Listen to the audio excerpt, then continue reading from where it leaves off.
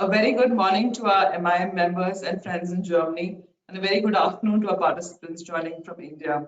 Thank you for joining us today and being with us for this very important and relevant webinar, the seamless expansion entering into the Indian market via JV and M&A as a German SME, which has been organized under the Make in India Mittelstand program with the due support of the Department for Promotion and Industry and Internal Trade, DPIIT, Ministry of Commerce and Industry, Government of India, and Rödl Partner. Rödl Partner is the knowledge partner for the MIIM program, and I'm Janvi John, who takes care of business development and PR for the organization, and I'll take you through the session today. Before we continue, let me briefly explain the technical slide of our program. The following functions are available to you. In the upper right corner of your screen, you'll find a control panel where you can adjust both your audio settings. For example, choose between a headset or a computer audio. And please note that as a participant, you are muted by default. A bit further down, you'll have a dashboard where you have the Q&A panel, the question panel, and we'll request all the attendees to kindly post their questions here, which we will take up in the last leg of the webinar. Allow me to very briefly introduce the Make in India Mittelstand program today. MIIM is an initiative of the Department of Promotion of Industry and Internal Trade, DPIIT, and the Embassy of India, Berlin. The MIIM program provides a platform that integrates a wide range of support services for German Mittelstand companies and family-owned businesses. It is a part of the Make in India initiative of the Indian government and is a program designed to facilitate investment, foster innovation, enhance skill development, protect intellectual property, and build best-in-class manufacturing infrastructure. The MIIM program offers all support services like strategy consulting, M&A, operational market entry support, tax and legal support, financial services, project financing, location services, technology collaboration, and facilitation of approvals from the central and state government agencies under a single umbrella. I'm very pleased to welcome our speakers today and kindly allow me to introduce them at the flow of the program. We'll begin with a special address by the Department for Promotion of Industry and Internal Trade, DPIIT, and we are honored to have Mr. B. Ramanjaneyulu, who's the Director, Department, DPIIT in the Ministry of Industry, Government of India with us. Thank you for being with us today, sir. Mr. Ramanjaneyulu is an Ramanjaneyulu is an Indian Revenue Service IRS from the 2007 batch. He's working as a director for the department since December 2021. As a director of tax administration, he has developed deep insights on various economic activities creating value in the supply chain and accelerating the gross domestic product GDP while contributing to the sovereign exchequer. He also has an understanding of the need for a stable tax regime while creating mechanism for institutional financing coupled with monetary policy for the Reserve Bank of India. As a director of DPIIT, he has worked on different divisions and desks, which include investment promotion, scheme for budgetary support under the GST, industrial licensing, international cooperation Europe, and industrial infrastructure upgradation scheme IIUS. Our second speakers and the third speakers for today will be the Rödl Partner team. Mr. Hemant Patel will give us an insight on the time is right now. Hemant is a principal associate and team lead and transaction advisory from the finance side and valuations. He's a chartered accountant and a CFA chartered holder with experience of more than 10 plus years in the advisory.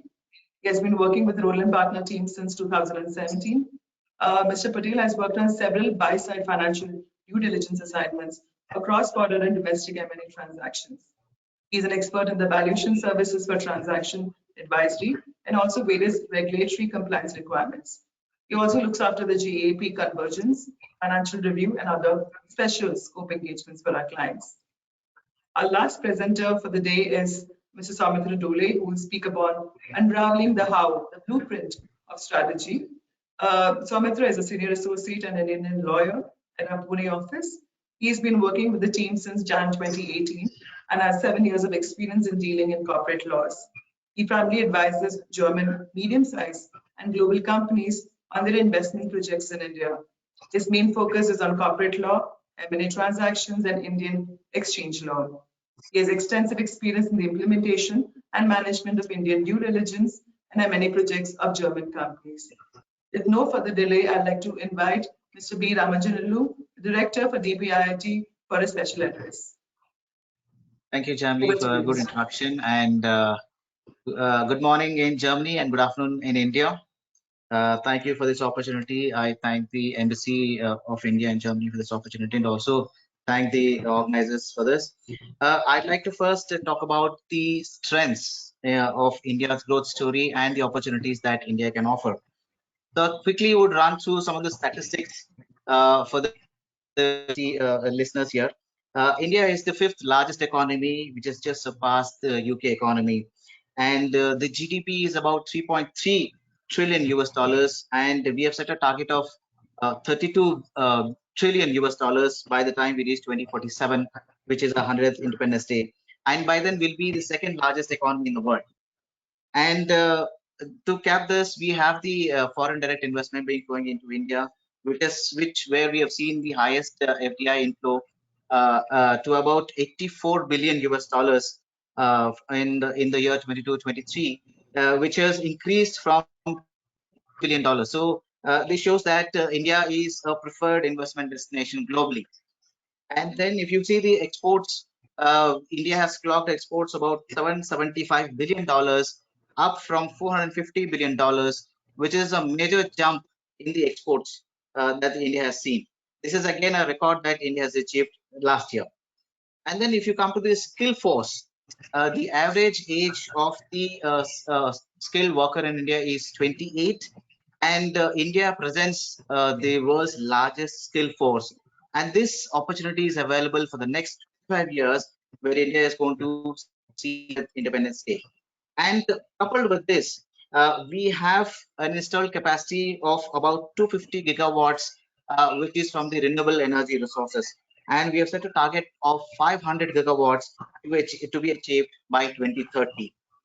Now, coming to the trade agreements that India has entered into with different countries of the world, currently we have 13 free trade agreements which we have entered with different countries. And currently, we are in discussions with UK and EU. And we have recently concluded the free trade agreements with Australia and UAE. This gives an advantage for both the countries to explore trade and investment opportunities. And in terms of mobile phone manufacturing, India is the second largest manufacturer in the world in terms of volumes. And in terms of startup ecosystem, India represents third largest ecosystem in the world, where we see about 108 unicorns being present in India. And in the automobile sector, India is the third largest automobile market in the world, and it is also the second largest two-wheeler manufacturer in the world. And another last metric, India's consumer digital economy is expected to grow to about $800 billion market by 2030. So this is how these trends of India and the opportunities that lie with India, and probably these opportunities will be made best use by our listeners and also the German SME sector. Now, I'd like to briefly touch upon these schemes and the initiatives that the government of India has undertaken in the past few years. We have introduced production link incentive scheme with an outlay of $26 billion in 14 sectors. I can just read a few of the sectors for you. We have in the sectors are large scale electronics, mobile manufacturing, manufacturing of medical devices, automobiles and auto components, pharmaceutical drugs, specialty steel, telecom and networking products for 5G, textile products, and batteries, high efficiency solar photovoltaic modules. So these 14 sectors present huge opportunities, and India envisages to create anchor events, anchor companies, in fact, by creating this through this scheme. And we have about 176 SME companies which have already been tagged along with the anchor units in India in terms of in the sectors like bulk drugs, medical devices, pharma, telecom, white goods, food processing, textiles, and drones. Drones is again a very upcoming sector, and we already have SME companies being one of the beneficiaries in the drone sector too. So apart from the PLI scheme that we run, we also have national monetization pipeline. That is, we are creating mega investment opportunities in multiple infrastructure sectors like roads, energy, railways, ports, airports. And the aggregate monetization potential is 80 billion assets of the central government. This is over a period of 4 years till 25. Then we also have national infrastructure pipeline, where it's a first of a kind exercise to build world-class infrastructure and attract investments into infrastructure. The pipeline would consist of 8,000 odd projects with an outlay of 1,973 billion US dollars. So this is how we are trying to attract investments in the infrastructure sector.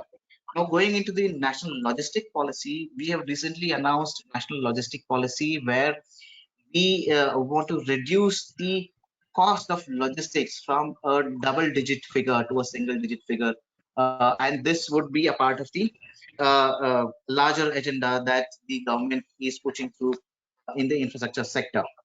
Then again, for the SME sector, we have a scheme known as uh, Prime Minister Mega Integrated Textile Region and Apparel Park. So about in 7 states, Tamil Nadu, Telangana, Gujarat, Karnataka, Madhya Pradesh, Uttar Pradesh, and Maharashtra, we are going to set up world-class plug-and-play infrastructure to attract cutting-edge technology and to boost FDI in the textile sector. So it's another opportunity for the SME sector to tap in. Then we have, for all the investments that the investors would be looking at to make in India, we have come up with some with a single window approval scheme or initiative called the National Single Window System. It is a portal. I can give you the portal name, nsws.gov.in, and through this portal, all the central and the state approvals, licenses, and other permissions have been linked, and this gives an opportunity for the investor to sit at his home, understand the number of approvals that are required for to start his business, and while you take the approvals, you can also look at the land bank, which is another initiative that we have taken under India Industrial Land Bank. So you can look at the land bank. We have mapped about 5 lakh hectares of industrial land around the country, which is around 3,900 industrial parks, which is mapped. So apart from understanding the kind of and number of approvals that are required from both the central federal government and the state level government, you can also locate, identify the land for which is required to set up the business. So that is all mapped in the portal nsws.gov.in. So now, while trying to attract investments in India with all these schemes and opportunities, we've also come out. We've reduced the corporate tax. For the existing units of the industrial units, the corporate tax is 22 to 25%.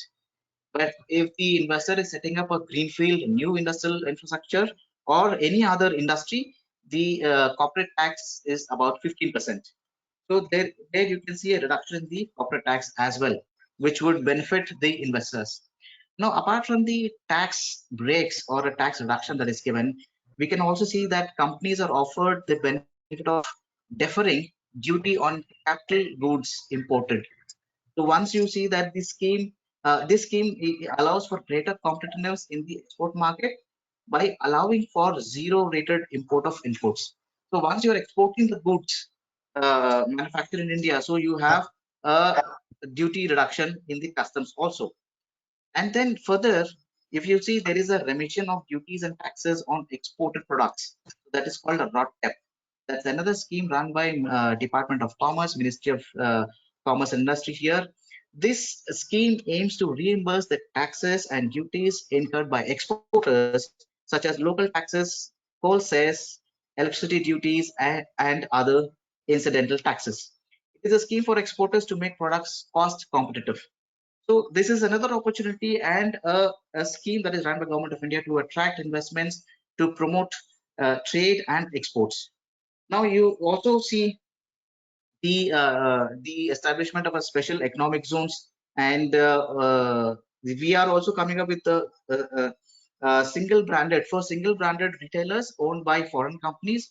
They would qualify for meeting a mandatory 30% local sourcing condition. So that would also be for the procurement of goods by retailers from the SEZs going forward.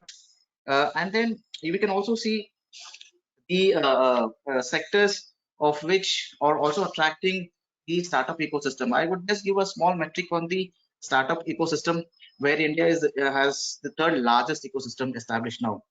India has seen 24 unicorns in the year 2022. And I've just told about 108 unicorns they currently are established in India. And the unicorns have raised about $25 billion dollars in the year 2022, which is up 2 times when compared to the year 2020. And then these startups are spread across different sectors and areas, including technological advancements, and they also provide the valuable jobs. And if you see our Department for Promotion of Industry and Internal Trade has already recognized about 96,000 startups, and these startups are creating more than 10 lakh direct jobs in the ecosystem. And then I would also come to the government support that is given to the startup ecosystem. Government has established a fund with a corpus about 10,000 crores to meet the funding needs of startups. And then the government has also established a credit guarantee scheme for startups for providing credit guarantee to loans extended by the banks. And then also to fast track the patent application examination and disposal, government has launched startup intellectual property protection, which facilitates startups to file applications for patents, designs, trademarks through registered facilitators in appropriate IP offices. Then again, under the IPA regime, the startups are eligible for 80% rebate in the patent filing fee and 50% on the trademark filing fee. So you can see a lot of initiatives and programs by the government to encourage the startup ecosystem in India. And there is also a seed fund scheme with an outlay of 945 crores. The scheme shall provide financial assistance to startups for proof of concept, market entry, and commercialization, apart from others. So you can see the number of initiatives taken by the government of India along with the startup ecosystem. Then now I would like to touch upon the digital infrastructure that the government is creating. Um, India is creating through Digital India initiative. There is a rapid increase in access to public and digital infrastructure in India, and this is revolutionizing by way of democratizing the access. We are leveraging the open source networks, open APIs, and open standards to have an interoperable and public in nature. I can just give you a few examples on the fintech technology that India has driven so far. India has now clocked about 9 billion payment transactions per month. So this is, I'm sure, I mean, we don't find such kind of huge numbers world over. So this is how India has created digital revolution, and with the use of unified payment interface and RuPay card.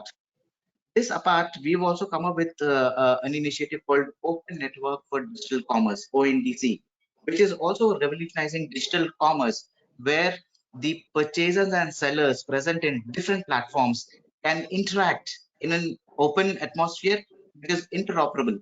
So that again coming up with this open network. Then if you see the logistics, I've already talked about the National Logistic Program. We have come out with the Unified Logistics Interface Program, which is a ULIP. This is again a single window access to all the players, all the stakeholders in the exports. For example, if you want a customs clearance, if you want to purchase more containers, if you want to communicate with ship liners, all these have been stakeholders have been integrated into one portal, which is called a Unified Logistic Interface Program. So the digitization process is very high on the agenda, and it is revolutionizing how the government delivers the services and creates the investment platform to global investors. Now, I'd also like to touch upon on the automobile sector slightly. As I mentioned, India is the third largest automobile market in the world. And apart from that, now automobile sector is undergoing a rapid transition. We see that the internal combustion engine is being rapidly replaced by electric trains. Then there is also rise in connected and autonomous technologies in the vehicles. Then we also see increase in shared mobility. So, and we've also seen how the COVID has disrupted the supply chain with the semiconductor chips becoming, very difficult to. So, and also as a part of strategy to realign the supply chains and also to see that the manufacturing supplies are resilient. We have also come out with the production linked incentive scheme that I've just explained in the automotive sector, and especially also for the advanced chemistry cell ACC batteries. So they're also we are promoting the investments in India. And apart from that, probably the SME sector can look into certain niche areas like technology collaboration, supply chain integration, EV development components and systems, research and development in autonomous and connected car concept, also on skill development and training. Now, probably trying to move towards the closure, I'd like to say something on the state incentives that are there for the investors in the SME sector. Now, the state incentive would consist of a capital subsidy, where the incentives on capital expenditures such as plant and machinery, there is a subsidy given by the states for the investments in plant and machinery. Then you also have an interest subsidy, which is reimbursed, the interest paid to the bank.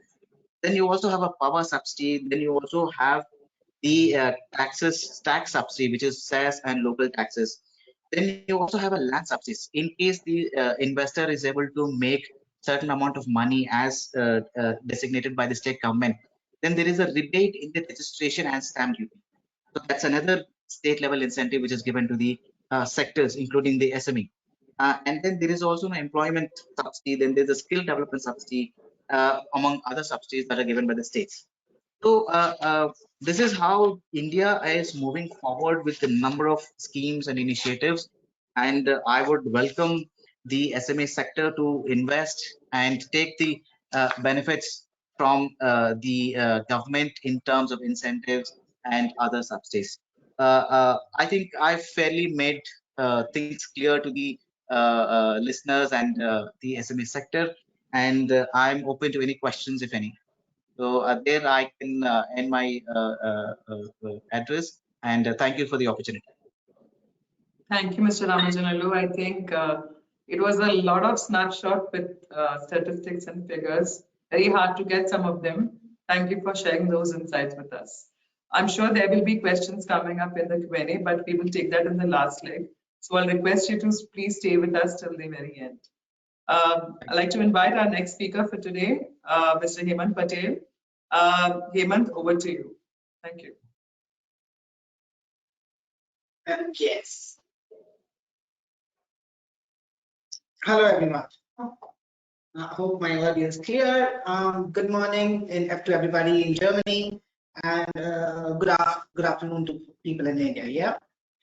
So Mr. Ramanujan actually gave us a lot of statistics and numbers, and also gave us the government's perspective of what efforts the government is making in attracting the investment, right? So now maybe I can deviate from my scheduled statistics and figures that are appearing here, and we can talk more about the economic point of view and the professional point of view of how we view the government's effort and how the companies are moving into India, how they are viewing the government's effort in making the whole infrastructure and the setup favorable for business. So now India is like a almost $3.5 trillion economy. So that part is very good to share, and that's like the fifth highest country, fifth largest economy in terms of the size. Now here there's also a very important number hidden within, which is that the per capita GDP of India has crossed 2,200 figure. It's somewhere around 2,300 right now, but it has crossed the 2,200 mark. Now, why am I saying this number is interesting? Because this is a threshold point at which the consumer's basic needs and requirements are already taken care of. So we have seen it in other countries in developed economies, and we have quite a few examples to as empirical evidence to suggest that when the country's GDP crosses 2,200 figure mark, then there is an exponential growth because of the higher disposable income in the hands of the consumers. Now, the growth which is which is internal consumption driven is pretty much sort of protected from the things which are happening geopolitically or globally, even in the such an interconnected global economic environment that we are in today. Now, this is one of the primary reasons why we see India as a sort of a shining beacon in terms of global growth contribution, even when other economies are, if we say, are not doing that well, if to put it gently. Now, I'm going to take an interesting case here of just as a case study of a Apple store opening in India this year. Now, why this is again an important aspect. Now, today, this year, Apple increased its revenue compared to last year by 50%. They reached around 5.5 or 6 billion in terms of revenue from India business. Now, again, the Apple iPhones are a very sort of an expensive product for a country like India. And if that inexpensive product is doing a 50% increase in business, so that definitely says something about the fundamental growth potential of the economy. Correct? Now, this year, I'm going to let's go to the next slide. So, okay, so now I'm just going to take this as a parallel case for China. So around 2000, 2007, 2006, China's per capita GDP crossed that critical 2,200 US dollar per person. And that's where actually Apple made an entry into China. And at that point, Apple's revenue share from China was around just merely 3.5% of its total revenue. But within the period of next 10 years, the China share into Apple's revenue became 17%. And during this time, if we see the boom that came in Chinese GDP per capita, it went 6 times in the next 15 to 17 years. Now, this again, basically, as I was talking about the empirical evidence, we have the example from just a decade and a half ago of exactly the same scenario happening when they cross a particular threshold. So I was using China's case only as a, sort of how do we call a template which India can replicate, which India is on the poised to replicate for the coming decade and a half. So moving on to the next slide. So how is so now, since we have already done 5.5% over the last decade, in spite of undertaking numerous structural and fundamental reforms for the country. So now this actually puts the economy on a very important stage where it is now ready to reap benefits of those structural reforms. So the hard work has been done, and now it can be the time where we reap the benefits of those structural reforms in terms of expansionary growth to come. So in fact, if we see the title of my presentation today, it was "The Right Time is Now." Now, in this case, the right time to invest in India is now. That is what we're talking about. Then arguments that I'm presenting basically are just all driven towards are driven to support the same argument that now is the time where we can make an entry into India to enjoy the next 15 years of expansionary growth. Now, there was a very interesting study which came out from Morgan Stanley's desk. So I'm just quoting snippets from that study. So from Rödl Desai, who is the chief equity strategist for India in Morgan Stanley, he says by 2027, India is poised to surpass Japan and Germany to become the third largest economy. So now, in fact, this question has always now become a question of when rather than if. But 2027 doesn't look that far away. And Rödl Desai saying this actually puts a lot of credibility to this ambitious goal. Now, Chetan Iyer, he's the chief Asia economist for Morgan Stanley. He says that in a world that is currently starved of growth, the opportunity set in India must be on all the global investors' radar. Now, why he says is that because India will be only one of the three economies in the world that will generate more than $400 billion in terms of economic output growth from 2023 onwards. And he further goes on to say that from 2028 onwards, this economic output growth from India would be more than $500 billion. These are actually the staggering numbers in terms of projections that puts India as a growth engine for the world for the next decade to come. Maybe we can move on to the next slide.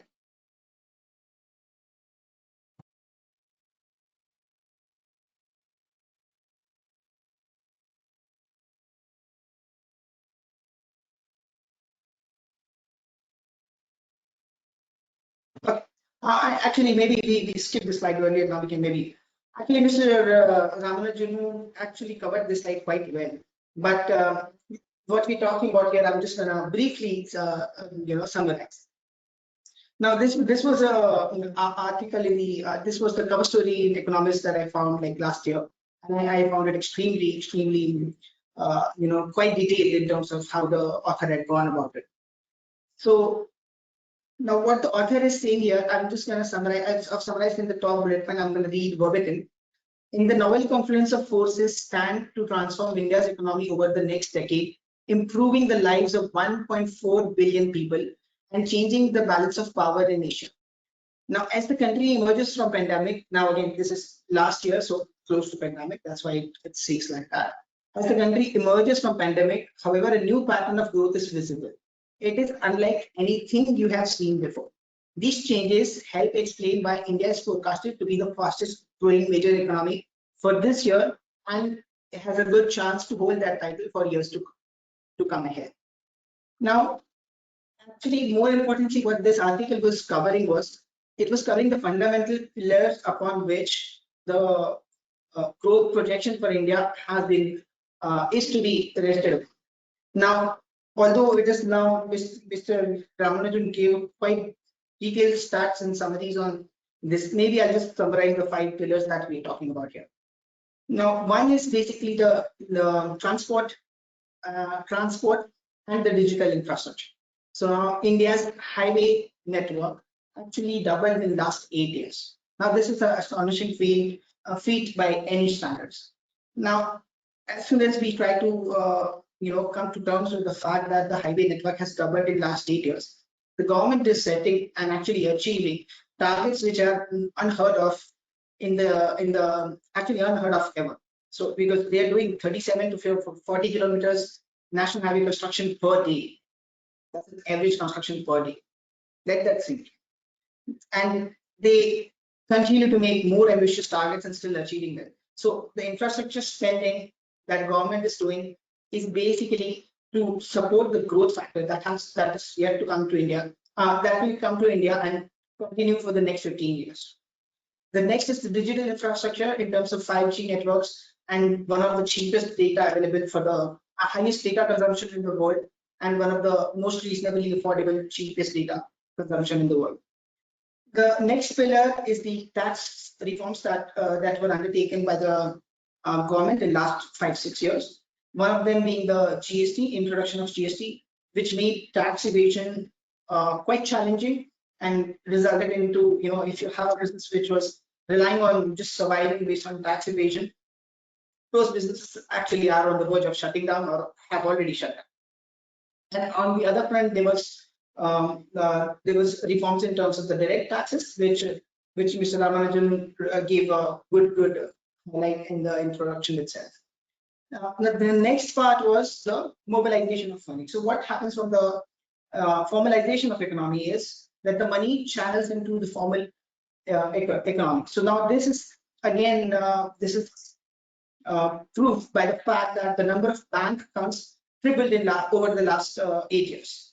Now that's again one of the feats which would not be, which we would have not heard over the entire globe anywhere. And the number of brokerage accounts actually quadrupled in the same period. So this is basically money moving from unstructured economy to a formal economy. This is basically that it gives us the concrete proof that this has already happened in the system. Now, another pillar of getting stable in terms of structural reforms that was undertaken by government was cleaning up of the banking system. Now, before 2015, the banking system was reeling from the loans which had gone back from the 2011 onwards era, specifically in the real estate and the infrastructure zone. Now, the cleanup of banking system started in 2016 with the introduction of IBC. Oh, sorry, actually, it started a year before when RBI came up with the guidelines for the banking to do an entire review of their assets and provide for all the assets which are at any stress level has to be appropriately provided for, and the bankruptcy code for the recovery of banks. Now, as a result of the cleaning of the banking system,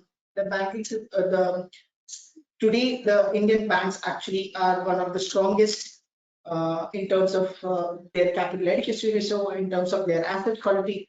So even when we are facing certain global challenges in terms of banking sector, Indian banks continue to remain strong. So this actually provided a very good platform for the banks to continue lending towards more towards businesses which are actually contributing to the national growth. And now, last but not the least, this was again one of the very unique aspects which government was able to successfully implement in India. Now, this is something called as the Holy Trinity. For those who are unfamiliar, the Holy Trinity basically is a Jan Dhan account. Jan Dhan account was basically the bank accounts which government opened for each and every individual, free of cost. So this is how millions and millions of people got involved in the banking system. Second part of this was your Aadhaar card. Now this is the unique identity of each individual in India. So government was able to link the Aadhaar card with your bank account, and the third item in this trinity was your mobile phone. Now these three together became the Holy Trinity, and India Star came followed. Now this actually enabled UPI. This enabled whole host of government schemes and programs and benefits to be implemented in a way that there was absolutely no leakage. There was a direct benefit transfer that was happening from government to individual, or from peer to peer, or from peer to business. So this basically made a system in India which was actually unparalleled anywhere else in the world. Maybe I think now this, when we look at all the things in terms of holistic view, this is what we talk about when the fundamental reforms were happening in India, and still we were actually witnessing that the growth in the country was not slowing down. So now it's time where we can actually reap the benefits of this hard labor, and Indian economy is poised for expansionary phase to come. Can we move to the last slide in my deck?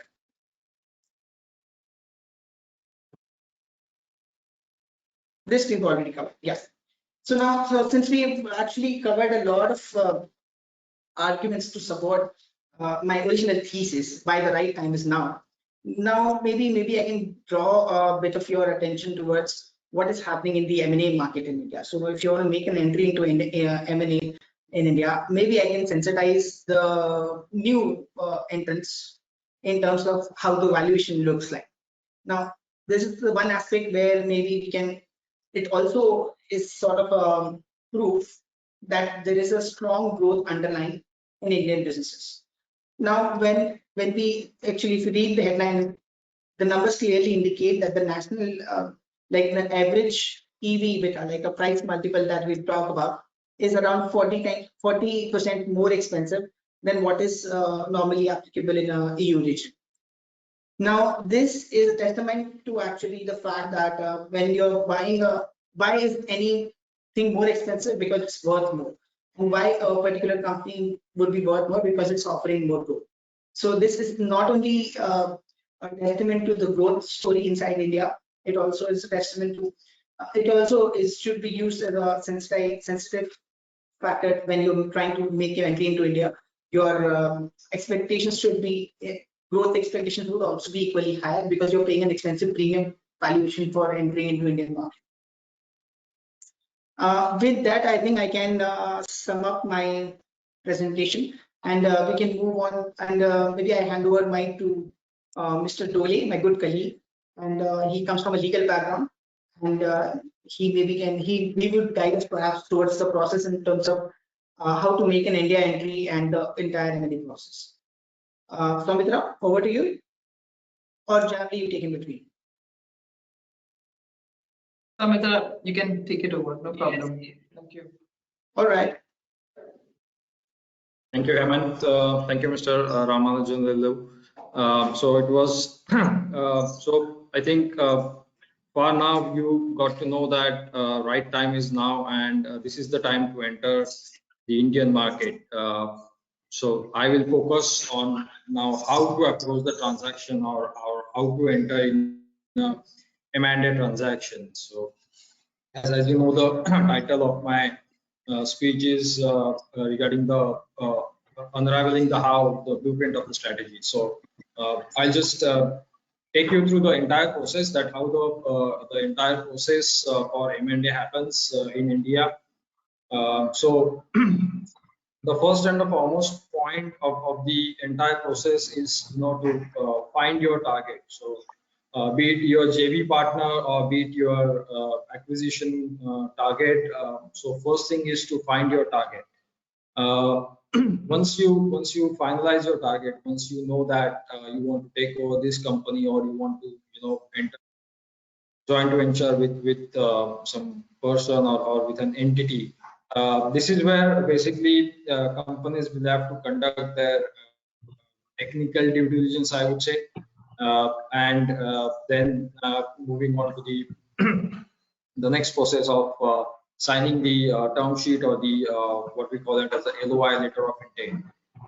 In this process, basically we jot down the main points on which, you know, the transaction will happen, the acquisition will happen, or the JV will happen, and what are the broad terms of that agreement or that transaction. Once the term sheet is signed, we move on to conducting a due diligence. So this will include your legal, finance, and tax due diligence, which will be conducted. So this is basically for the existing entity, which, you know, you want to take it over, or you want to enter in a JV with an existing entity. So there we conduct a due diligence. So due diligence consists of tax, legal, and finance. There we check the records of the entire company to you know, go through what are their past, what are their liabilities, what are their assets, whether the assets are worth buying them. So all that has been checked in the due diligence process. Then we move on to the transaction structuring and price determination. So this is again a very crucial stage in the entire M&A cycle. So the transaction structuring basically involves with respect to an existing company, how to do a transaction, whether it's a share transaction, whether it's an asset deal, whether it's in slump sale arrangement. So that actually we guide through the transaction structuring. So there you'll have to see that you know, in what how we are going to buy the company or buy the assets of the company, which are required for further expansion here in India. Then comes price determination. My colleague Hemant just touched upon the factor of valuation. So that's where you know, the price determination, the valuation will be made. That basically depends upon a lot of factors, plus the transaction structuring, how we are going to do the transaction, whether it's a share deal, whether it's an asset deal, whether it's a slump sale arrangement. So it depends. The price determination will depend on the transaction structuring, and here basically the financial due diligence and the scope of the due diligence will come into picture. Whether you can see a lot of futuristic liabilities on the company, or are there any past liabilities on the company, whether that has to be given any effect on the valuation. So all these things will be done at the time of price determination. Then comes the next stage of drafting the transaction documents. So the transaction documents include the share purchase agreements, or the shareholders agreement, the asset purchase agreement, etc. So basically, these documents are the main documents in the transaction, and they provide a lot of things in your agreement. So they give the entire detailed how the transaction is to be carried out, who is responsible to do what are the liabilities that will be taken over, what are the liabilities, what are the indemnities which are required to be done, and basically how the transaction, the entire process will happen. I mean, at what stage it will be signed, at what stage it will be closed, at what stage the shares will be transferred, etc., etc. Plus the shareholders agreement. If it's a joint venture agreement, then the shareholders agreement will include the scope of how the JV should function, how the board of directors, how the corporate governance should happen, how the functioning of the JV should happen. All these things will be covered in the transaction documents. Apart from that, if there is a technology which is getting passed, or if there are certain other intellectual properties which are getting passed from one of the JV partners to the JV, then also there also all these all will be covered in the transaction document phase. Then comes the negotiation on the price and the documentation. So obviously, when two parties come at the table, nobody wants it all the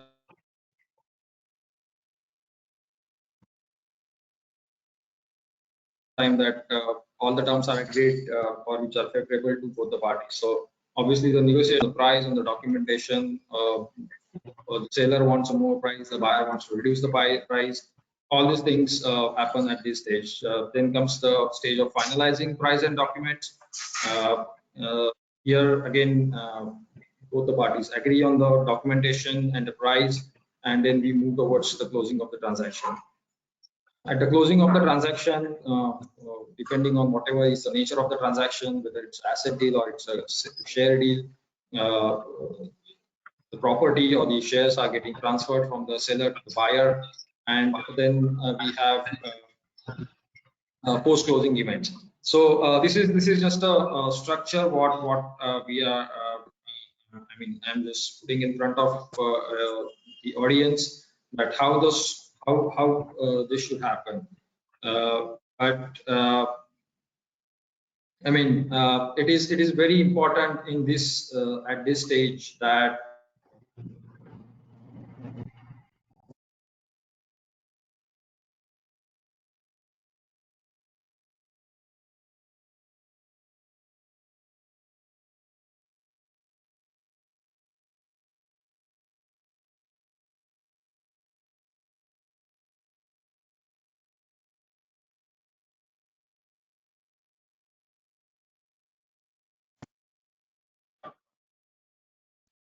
Hello, Mr. Dole.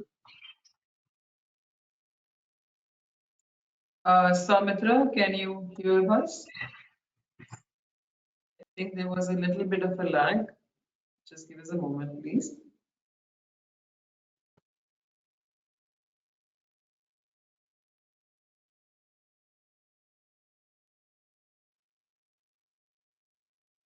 yeah, and many times this is very important. Hello, and Samitra. yeah. I think we lost you for last 30 seconds. Maybe you can. Oh, okay. revisit the point. I'll just repeat myself. I'll just repeat myself. Thanks, Hemant. So due diligence is a very important stage in the process of a joint venture or a M&A transaction, because most of the transactions get halted at this level, because companies feel that though the company is technologically competent, there are many legal issues, there are many tax issues, and hence the transactions get stopped at that point of time. Then after we have I mean, while finding the target, it is also important for the companies to check for the feasibility of the target, the area from where they are working, the area from where they are, giving, what are the products they are selling, who are their customers. These are very important things, while conducting a due diligence. In India, I mean, as Hemant and Mr. Ramanjaneyulu said, that in India the M&A transactions are on the rise, and we are, I mean, experiencing like a very heavy inflow of the transactions in India. So I think I will now. So that's it from my side. I think we can move towards the question and answer session. If anybody has any questions, you're most. Thank you, Soumitra. I'll request Hemant and Mr. Ramanjaneyulu to also kindly come online with the camera. I think in the interest of time, we limit ourselves to just 2 questions so that we can still end the webinar in time. The first question which is reached out is, what steps do you find gets very complicated in the whole M&A transaction, and where the companies will actually need support? I'll leave it up to Soumitra or Hemant, either of you to take it. Jamli, I mean, this is a very tricky question what you have asked. What steps, or at which stage you find it really hard? It's it's really difficult to tell, but I would say, as I mentioned while presenting, that due diligence is very important stage in overall process. Conducting a due diligence, because that's where you will get to know what we call it as a health of the company. So whether it is in good health or it is in bad health. So that is where it's a trickier stage. Maybe I can interrupt. What Jamli meant was, at what stage you should, basically the client should involve the advisors on board, and what's the correct point where they should get the advisors on board? What step? At what step? Okay.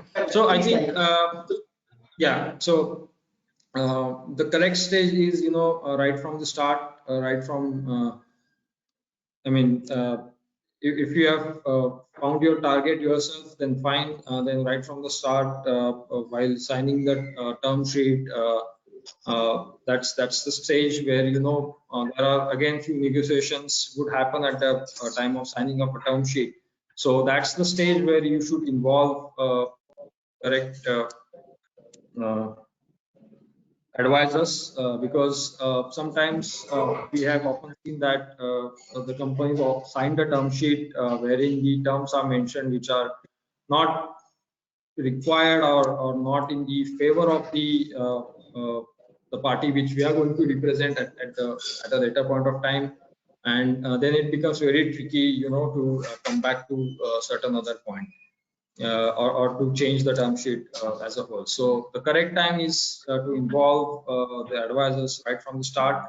Then they will also get to know the company better, and then they can advise properly on that.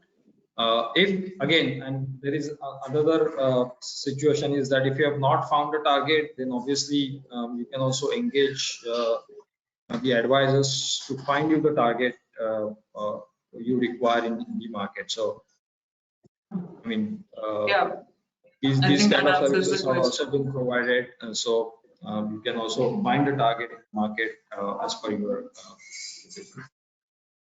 I think that brings us to the next question, which is how many companies do you feel are actually making transactions in India, or so to say, how many have the team here on the dais supported? Maybe Hemant, if you can guide us through roughly. Sure, absolutely. So I mean, maybe I can give you some background in terms of when I started working with Rödl. That was 2017. We used to do around 3 to 5 transactions a year, and at the present, the amount of scale that German investments are moving into India, and also clients from other EU regions and also from other Asian countries. We are handling somewhere in the range of 23-25 transactions every year. And then we are working on sectional actions sometimes. Right. That's like a very large volume, I think, just for one entity to handle. I think Yes. Mr. Ramanjaneyulu would have much deeper insights. I don't know if you want to add on anything here from your side, Mr. Ramanjaneyulu.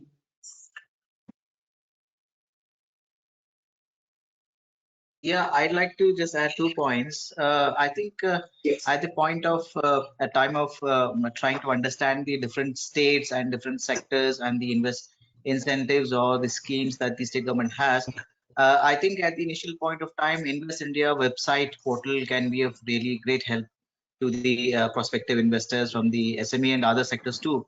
And I guess that that portal can be promoted throughout the sector so that they have the first-hand information with respect to sectors, incentives, and the land bank which is available. And apart from that, on the revenue and incorporating a company in India, probably LLP is another mode where the investors can look at because it is a limited liability partnership, which is a new form of a company. And probably that can give a better kind of a tax structure and could probably see good returns on their investments. So I think these 2 areas that we can still work on, and probably more exposure can be given by the knowledge partners. I think, yes, that the companies might take these on a case-to-case basis. I'm sure a lot of the companies are doing their work in their bit. I'm sure they'll reach out to us. And I'd like to close in time, which is like 1 minute away. Thank you, Mr. Ramanjaneyulu, Soumitra and Hemant, for being with us today. And thank you, dear audience, for spending your valuable time with us. Of course, the MIIM team is right here. We will share the presentation with you and also the credentials of the speakers. So you can also reach out to them after the session in case you have any questions. Thank you so much for sharing your time with us and being so patient, and looking forward to seeing you soon on another event. Until then, stay safe and stay healthy. Namaste. Thank you. Thank you for your time. And Thank you. Yeah. Thank you, and good day. Thank you.